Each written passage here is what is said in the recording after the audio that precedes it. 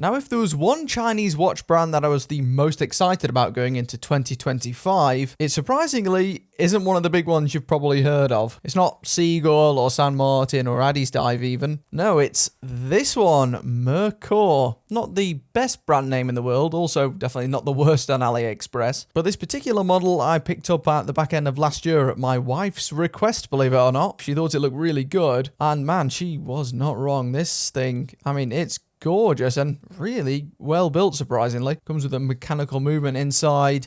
The whole thing just feels extremely well put together, and it was for a bargain price too. This was under £100 at the time of ordering. So yeah, I was I wouldn't say desperate, but really keen to try some more watches from this brand, or at least see if they've got any more of these more original designs. Because to my knowledge, although this one looks quite similar to some other sector dial watches, it's not a straight up copy and paste job of anything. And that seems to be quite a rarity on AliExpress. So I had a quick look through the rest of the Merkur catalogue a few weeks ago and saw that, well, they had tons of different watches. And let's be honest, with some of these, they clearly haven't played it safe. Got some quite crazy stuff going on here, but some other stuff that looks like it has the potential to be awesome. So I really wanted to get my hands on a bunch of them to see if any of them actually held up in the flesh. So many, in fact, that I'm going to be honest here, I probably couldn't have afforded to buy them all. So I asked the store if they'd send some of them my way, and they've agreed to, which is why this video exists. So thanks to the Merkur store for sending some of these over. Now, they haven't told me what to say. They haven't got any control over this video. I'll try and be as honest as possible. And I'll link all the watches from this video in the description if you want to go check them out. But yeah, I really just feel like this particular brand just has more potential than loads of the others who make clone after clone. So today I've got these 3 watches here in some fancy 2025 packaging. Not sure whether this is what they're moving forward with. But yeah, let's get these unboxed. Let's, see if any of these are as promising as that other watch. Now, from what I remember, these ones are more like dress watches to an extent, because some of these were the ones that had the most intricate or unique dials.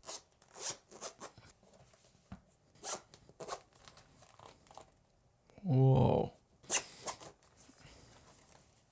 Now, these ones do come in other colours as well, from what I remember, but I just chose the ones that look the most impressive, or the most extreme at least. And we'll start with this one on the left, I guess. And even through the packaging, this one looks fantastic. Has some really nice texture going on, but let's pop this open. And one of the other things I was keen to see is whether or not this is one of the Chinese brands that reuses a bunch of components from watch to watch. Because if you've seen any of my videos on like San Martin and Addy's Dive, you'll probably have noticed that they tend to reuse watch cases over and over. And it's not inherently a bad thing. It does keep the price of the watches down, but it does hamper the uniqueness of each piece, I've got to say. If you have like a slight problem with the case on one model, it kind of rules out the whole range. This model comes on a beads of rice bracelet, and this is the first one. Now, I can tell you straight away, this actually is using a different case. Very thin. Let's see if we can adjust those hands. Wow, I think that is really quite impressive for the money. And this one, I mean, it could well be a homage, as they call it, to some sort of retro watch. It's just one of those things as part of this job. It's basically impossible to know all the existing designs throughout history for watches. So if this is a copy of something, I apologize in advance. Wow, that crystal, look at that. It kind of comes up vertically at the sides, really high as well. That's unusual. Never seen one quite like that before. And there's also still a subtle dome on the top. Really thin main case though, as you can see. An extremely swooping design. Wow, that it's just got a nice grainy texture, and then the dial even dips down at the edges too. Not sure if you can quite see that, and it could be an optical illusion as part of the crystal, but I doubt it. The whole dial curves at the edges. Case finishing's pretty good too. Not quite on the level of like a San Martin though, but either way, the dial pretty much is. Now that one seems to have a different logo at the top. What does that say? Fan Ji Peking. Now I don't speak Chinese, so I've got no clue what that means. You have to let me know in the comments section. But yeah, they do seem to have some sub-brands Merkur. To my knowledge, they also make watches under the name Pierre Paulin, and they also make Seizen watches. Not sure how to pronounce them. And that's in addition to the standard ones that say Merkur on them. So not sure if this is another sub-brand again or what. Very, very impressed with that. Let's have a look at this bracelet. Seems to be solid links throughout. Has a butterfly clasp as well, which Looks nice. Not my personal favorite because you can't really adjust them in fine increments, as you know. But it looks great. Feels fantastic. I mean, even the case back etching is done to a high standard for the money. Looks really detailed. Definitely right to be excited about this brand for this year, no doubt. Especially if you've not got much money to spend. That looks way more premium.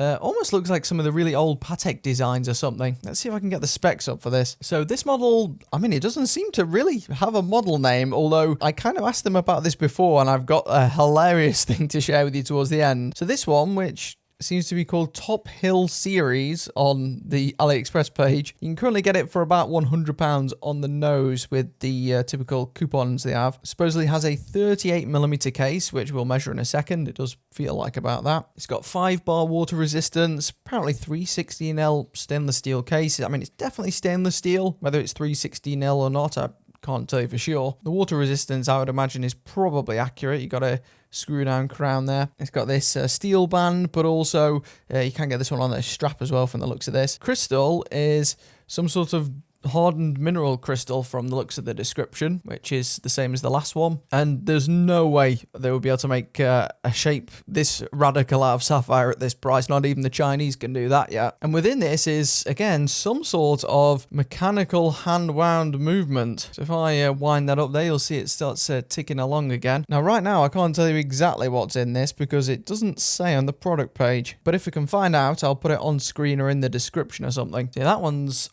really cool, but surprisingly it wasn't the one I was most excited for. That's the next one, and it's the one sitting alongside here, and this was purely because I wanted to see if the dial actually aligned with the product images, because I can only describe it as like a Seiko Presage-like dial for about 100 quid. In fact, even less. This one, £74.39 right now on AliExpress, but you can get an £8 off coupon. So what's that? £66? How on earth you get a watch like this for £66 nowadays? That is insane. Now, the design may not be to all your tastes here. Got quite unusual hands, which I don't think fit quite as well as the previous watch. I feel like they matched the previous watch quite a bit better. And also the markers and whole design are pretty bold. But goodness me, I mean, the quality of the dial here for the money is insane. I thought maybe this was one of these ones where it looked better on the photos because it's been photoshopped or something. But look at this.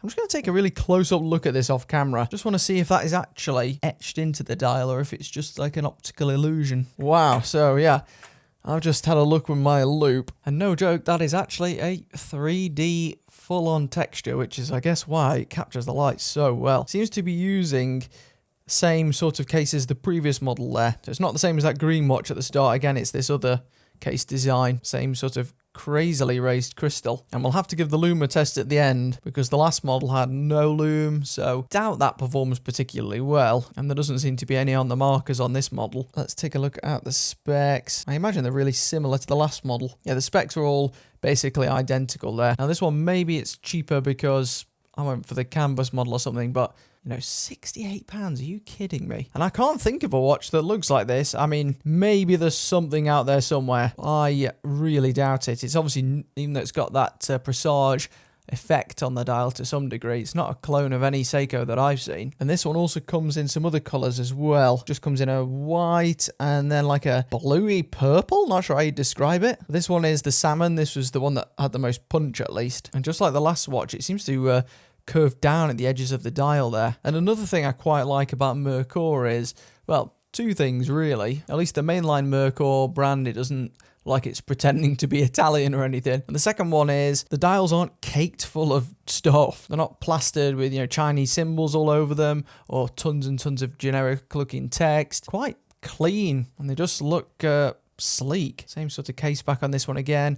The strap, probably the weak spot of this watch. Definitely the worst bit of the watch. Not horrendous though for the money, really not. Still has stainless steel keepers and buckle there. I mean, that is outrageous. And it really makes you think, you know, you see the newest Seiko launches, let's say, and their prices are just going up and up and up to crazy levels recently. And then you've got this at £68 with a dial like this. Are you kidding? There's one more out of this set too. Probably the one I was least excited about, but I wanted to just test it out just to see what it looked like. And that was this one. This one also comes on more of a typical leather strap as well, which I wanted to try out. Now this one appears to be using the same case actually. Oh yeah, it's actually not the same case, it just looked a bit like it. This one's got much thinner lugs. It's also got a different bezel and a different finishing technique as well. So yeah, this one I just wanted to test it out to see if I had anything fancy going on with that gradient dial. And there it is. Now I'd say this is the least good looking of the three. And at least on camera, the legibility is by far the poorest as well with regards to the central hands and also the logo there. It's still not a bad looking watch, and they're also quite compact, all of these as well. Now as for the strap, which is kind of the main reason I went with this one, it does admittedly feel pretty rubbery, this. Now it is a backed strap surprisingly, and it's also got all the edge paint on as well, which is normally what you'd see on some of the slightly more expensive straps. But the surface itself, like the actual quality of the leather, does feel like really rubbery. Now they have gone for this kind of alligator effect or croc effect. It's also got a really strange buckle here. Not often you see these at all. Gives you like a double buckle that kind of flattens it out. It just leaves you with a slightly peculiar look, but it's quite functional, I'll give them that. Now this is, I think, one of their most recent releases, even though all three of these are fairly new. Again, doesn't seem to have a code name this, so it will be linked below so you don't get them mixed up if you're interested. Oh, this one actually has different specs. So it is using the more typical and more subtle domed crystal you can see there. So it's just much more of a graduated typical dome. And this is actually sapphire crystal apparently. We'll test that in a second just to make sure. But yeah, it's just because this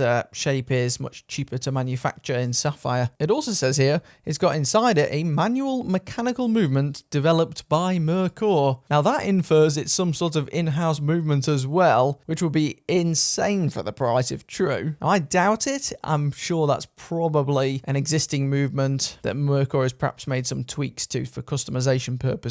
But again, if I can find out exactly what hand-wire movement's in these, I will let you know. And on the dial, I just noticed it literally just says Merkur date. So yeah, I can't say that's particularly attractive. No reason for that at all to be on there. But let's measure all these up and we'll try them on. And then I'll get to that crystal test too if I don't forget. So the first one on this list, and possibly my favourite out of all of these, 37.8 wide approximately. And thickness, 12.5mm with the crystal. And then a few of you were asking why I tend to measure without the crystal as well, and that's mainly because I normally find that the wear experience tends to be more correlated with this measurement instead. This is somewhere around 8.5, I think. It really depends where you measure, but often you don't really feel the extra thickness of the crystal. Although this adds quite a bit, and lug to lug on it, 45.2. Now the one with the sunburst should be exactly the same again. Yeah, same width, basically the same lug to lug, and exactly the same thickness again. About 8.5, 8.7 thick without the crystal. But the grey one looks like it might be a bit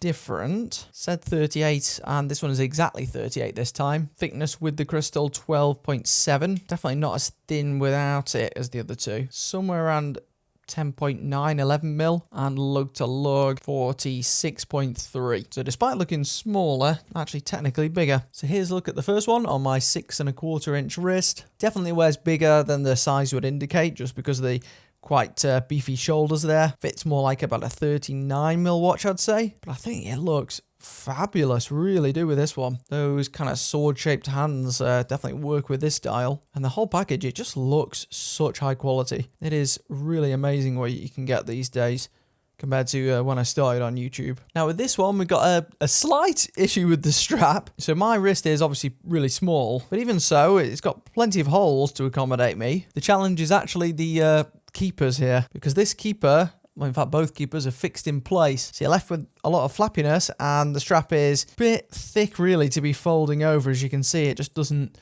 hold in place. So yeah, maybe the bracelet's more the way to go, at least with this watch. If you've got a bigger wrist, that probably won't be too much of a problem. But again, man, that dial is crazy.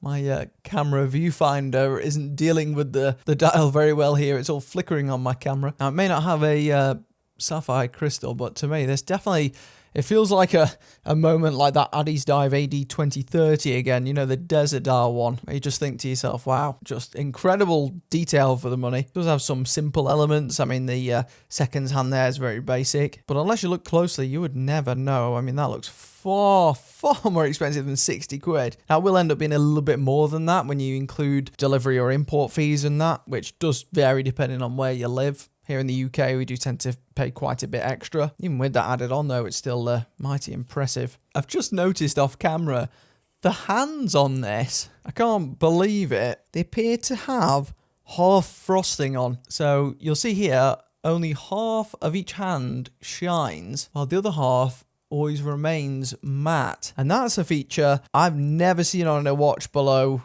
200, maybe 300 pounds. I remember praising that on the Orient Star Classic a few years ago because it was the only kind of watch at any sort of low price range where I'd seen it. But this watch is a fraction of what I paid for that. Now, it's probably not done to the same standard, I'm sure, on the macro, but really unexpected. I mean, as for the rest of the watch, admittedly, this one probably isn't one I'd be interested in buying if I wasn't like a watch YouTuber. Just don't think I'll find the design attractive enough with mainly those white kind of lines bobbing around everywhere. But it still looks nice, I've got to say. And the strap, I think the straps are maybe viable. And they might not age the best, but I think that they would technically last quite a while. Definitely has to be one of the best AliExpress watch brands. Love to know what you think in the comment section below. I just like the fact that they're playing in those lower price brackets and still trying to experiment. And I'll quickly check these crystals. We've got a San Martin watch here for reference, which I know is sapphire, as you can see from the strong reading there. Now these two on the left side claim to only be mineral. It actually does give a fractional reading there. Maybe it is a hardened mineral, but they're most likely not sapphire. This one said it was. And indeed, you get a really strong rating on that one too. So yes, it is sapphire. And it's even a bit clearer than that San Martin, despite being domed and a lot cheaper. Now, I've got to imagine that the luminescence has to be the part where these fall off, surely. The grey one definitely has nothing. These two have that little bit on the hands. Yeah, that fades pretty quickly, kind of as expected. Now, as for the whole naming thing I said at the start, I asked them if they had code names for these just for ease of use and ease of browsing. And they said they didn't, but that they would come up with names for the products for me. And boy, did they. Yeah, here are the names for some of the models I was asking them about. And we have Lightning, 24 Rubis, also 24 Rubis, Crossline, my personal favorite, the Sacrifice, Chinese Window, 24 Hour, and World Time. So yeah, there you go. I'm not sure you'll get anywhere by searching those on AliExpress, but I have to say it did give me a bit of a chuckle. Now, my favorite out of the three is the Sacrifice. Would love to know if this is a truly original design, at least to some degree, or if this is a copy of something else. I don't have a photographic memory. The link's below if you want to check any of them out, including that one from the start of the video, which is just really good looking too. Nice and minimalist as well. Amazing what you can get now.